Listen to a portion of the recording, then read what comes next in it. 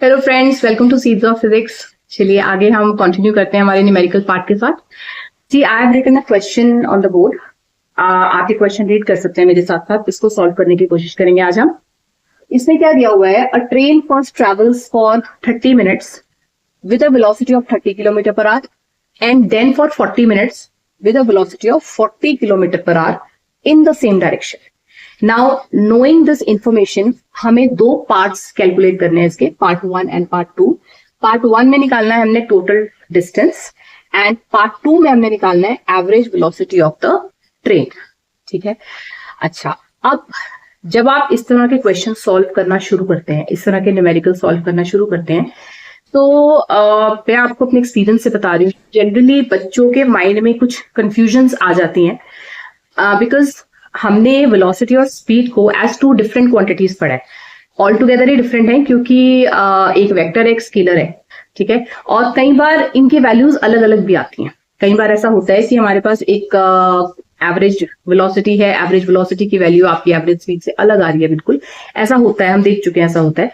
तो यहाँ पर आपको सबसे पहले, जब भी आप रीड करते हैं क्वेश्चन को, आपको सबसे पहले जो चीज पे ध्यान देना है वो ये देना है कि जो भी ट्रैवल कर रहा है ऑब्जेक्ट, वो किस डायरेक्शन में ट्रेवल कर रहा है। Direction sometimes plays a very important role in such questions.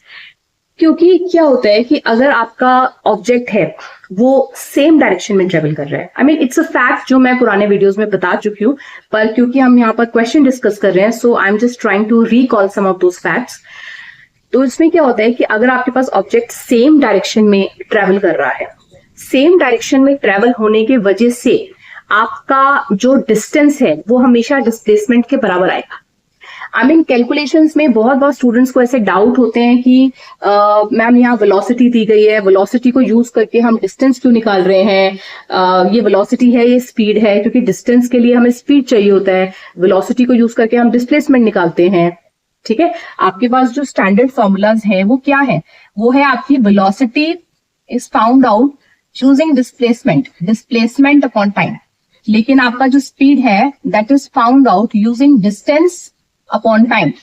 This is distance and this is displacement. तो क्योंकि हमने यहां पर क्वेश्चन में निकालना है टोटल डिस्टेंस ट्रेवल्ड और हमें क्वेश्चन में दी हुई है वेलोसिटीज, तो कोई पूछ सकता है कि अगर हमने डिस्टेंस निकालना है तो डिस्टेंस की कैलकुलेशंस के लिए वेलोसिटीज का इस्तेमाल क्यों किया जा रहा है, राइट? क्योंकि दिया हमें क्वेश्चन में वेलोसिटी हुआ है। तो यहाँ पर बहुत बार स्टूडेंट्स को कंफ्यूजन हो जाती है कि वेलोसिटी दी हुई है, निकाल, वेलोसिटी से तो डिस्प्लेसमेंट निकलता है, निकाल हम डिस्टेंस रहे हैं क्योंकि हमें डिस्टेंस निकालने को कहा गया है। तो ये थोड़ा सा क्योस आ जाता है उनके माइंड में। हम सबसे पहले इसको क्लैरिफाई करते हैं before actually solving the question. ठीक है। तो इसमें जो ये आपके पास एक पार्ट ऑफ द स्टेटमेंट लिया हुआ है, इन द सेम डायरेक्शन, ये स्टेटमेंट का बहुत इंपॉर्टेंट मतलब है। देखिए, जब आपके पास कोई भी ऑब्जेक्ट है वो एक ही डायरेक्शन में ट्रेवल करता है, कोई भी ऑब्जेक्ट है वो एक ही डायरेक्शन में ट्रेवल कर रहा है, it is not undergoing any kind of bent, वो वन डायरेक्शन में, वन डायमेंशन मोशन में ट्रेवल कर रहा है। तो इन दैट केस आपका जो डिस्टेंस और डिस्प्लेसमेंट, जो कि एक वेक्टर क्वांटिटी है, तो डिस्टेंस और डिस्प्लेसमेंट का न्यूमेरिकल पार्ट, माने कि उसकी जो मैग्नीट्यूड पार्ट है, वो दोनों एक ही होते हैं। वो दोनों एक ही होते हैं क्योंकि वो दोनों डिफरेंट कब होते हैं, वो दोनों डिफरेंट तब हो सकते हैं अगर आपका जो डायरेक्शन है वो सेम ना रहे। सपोज आपके पास ऑब्जेक्ट मूव करते करते इट अंडरगोज अ बेंड, वो कहीं पर भी मूव करता है, तो आपको पता है कि क्योंकि डिस्प्लेसमेंट आपका shortest distance between the initial and the final path है और डिस्टेंस आपका लेंथ ऑफ द पाथ है, तो ऐसे सिचुएशंस में आपका जो डिस्प्लेसमेंट है वो डिस्टेंस से कम आने लग जाता है, वो डिस्टेंस से कम आता है। लेकिन ऐसी सिचुएशन में जहां डायरेक्शन में कोई चेंज आ ही नहीं रहा है, वहां पे आपका डिस्प्लेसमेंट का न्यूमेरिकल वैल्यू और आपका डिस्टेंस ट्रेवल्ड एक ही आता है। ठीक है। तो ये जो आपकी स्टेटमेंट है इन द सेम डायरेक्शन, यहां से आपको इतनी क्लैरिटी पहली नजर में हो जानी चाहिए, मतलब आंख बंद करके, कि travelling in the same direction मतलब दिमाग में ये बात डाल लो कि सेम डायरेक्शन है तो मतलब क्या होगा कि आपके डिस्प्लेसमेंट का मैग्नीट्यूड, मतलब जहां भी डिस्प्लेसमेंट वर्ड आएगा वो और डिस्टेंस एक ही बात है, यहां पर एक ही बात है।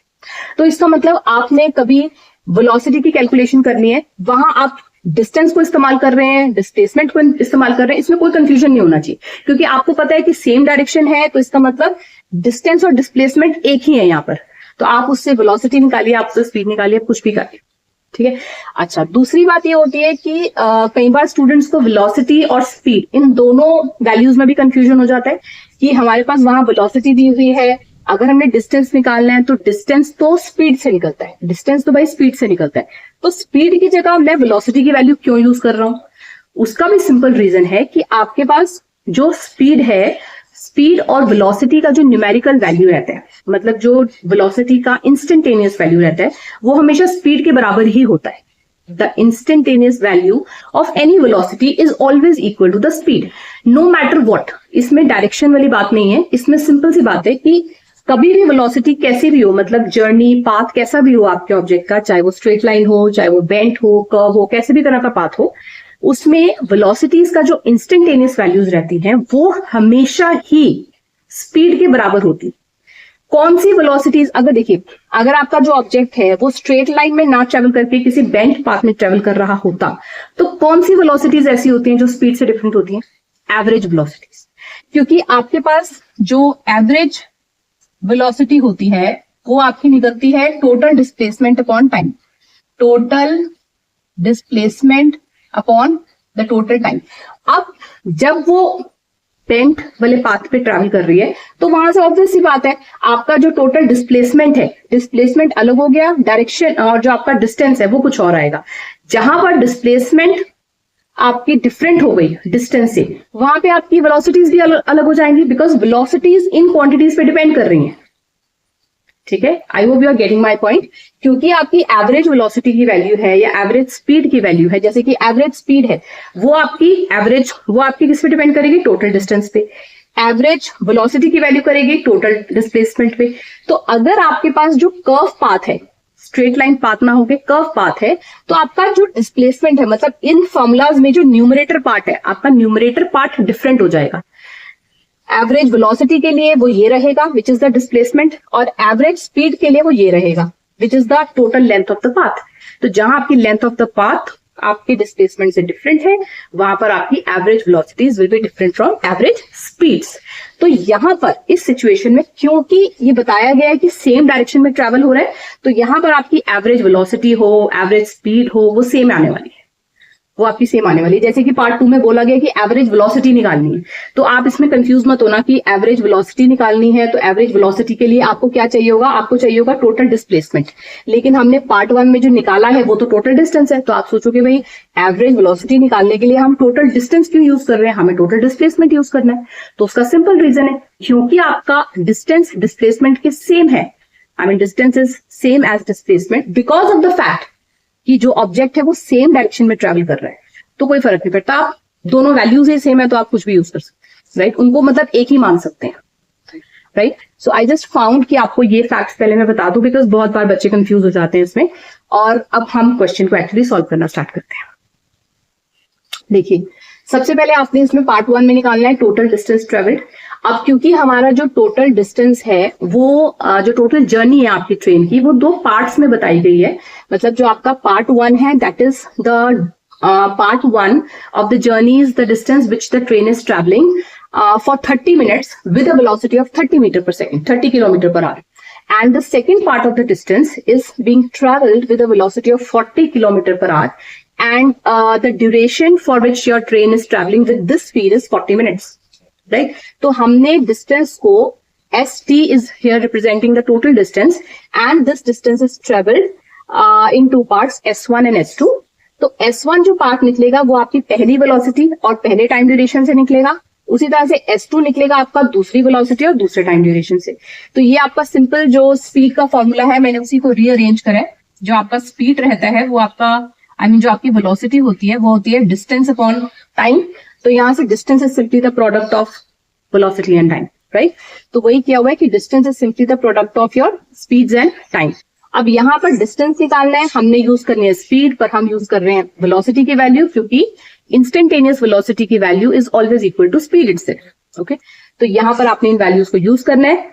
पर एक चीज का ध्यान रखना है कि आप वेलोसिटीज यहाँ पर आपको किलोमीटर पर आवर के यूनिट में दी गई हैं, ठीक है। Velocity is given in the unit of kilometre per our. और टाइम आपको दिया गया मिनट्स में, जो कि बिल्कुल डिफरेंट यूनिट है। तो आपको you have to just make both the quantities in a compatible unit, एक सिमेट्री लानी पड़ेगी आपको यहाँ पर। तो ये किलोमीटर पर आवर में है, तो आपको टाइम को आवर्स में कन्वर्ट करने की जरूरत है। तो हम यहाँ पे टाइम्स को आवर में कन्वर्ट करेंगे, ठीक है। देखिए यहाँ पर क्या है, आपका T1 जो दिया गया हुआ है 30 मिनट्स, हमें पता है 30 minutes is nothing but half of an hour. So 30 minute is equal to half of an hour and time T2 given here is 40 minutes. तो उसके लिए हम सबसे पहले हमारा ये कन्वर्जन फैक्टर यूज करेंगे, जो आई जस्ट एक्सपेक्ट कि सभी स्टूडेंट्स को आता होगा। तो 1 hour is equal to 60 minutes, यहां से 40 मिनट्स को आवर्स में कन्वर्ट करना है, मतलब बिगर यूनिट में कन्वर्ट करना है। तो हम 40/60 कर देते हैं and from here we are going to get 2/3 hours. That means the time duration 2 is 2/3 of an hour. That is 2/3 of an hour, right? तो यहां से हमारे पास दोनों टाइम्स आ गए। अब हम सिंपली हमारे S1 और S2 बहुत इजीली निकाल सकते हैं और वहां से हमारे पास टोटल डिस्टेंस आ जाएगा। Just let's do it. तो यहाँ पर हमने इसको सॉल्व कर लिया, हमने वैल्यूज को लिख दिया है 30 into half plus 40 into this. तो ये सिंपल सी कैलकुलेशन है, आप इसको सॉल्व कर लीजिए। यहां से आपके पास रिजल्ट आएगा 41.67 kilometres. So this is the total distance which is travelled. Okay जी, अब हम निकालते हैं हमारा part 2 which is the average velocity. Average velocity will be equal to displacement upon total time. अब क्योंकि हमारा डिस्प्लेसमेंट हमारे टोटल डिस्टेंस के बराबर ही है और टोटल डिस्टेंस हमने पार्ट नंबर 1 में निकाला है, तो वो वैल्यू हम यहाँ पर यूज करेंगे। देखिए अब इसमें आपने क्या किया है, आपने 41.67 जो वैल्यू आपने टोटल डिस्टेंस की पार्ट 1 में वैल्यू एड की थी वो हमने यहाँ यूज करी है। And T1 plus T2 is very simple, आपने दोनों टाइम ड्यूरेशन को जिनको आवर्स में इवेल्युएट किया था उनको आपने यहाँ ऐड करना है। ऐड करके आपके पास आ जाएगा 7/6 आवर्स, मतलब टोटल टाइम आपका 1 घंटे से एक्सीड कर गया। We have got an improper fraction now, तो 1 घंटे से ज्यादा है। 7/6 आपके पास वैल्यू आ गई आवर्स की। बस ये वैल्यूज आपने यहाँ पे पुट करने and you will get the answer which is 35.71 kilometre per hour. Okay, चलिए, I hope you enjoyed this video. Stay tuned for the next videos. Bye.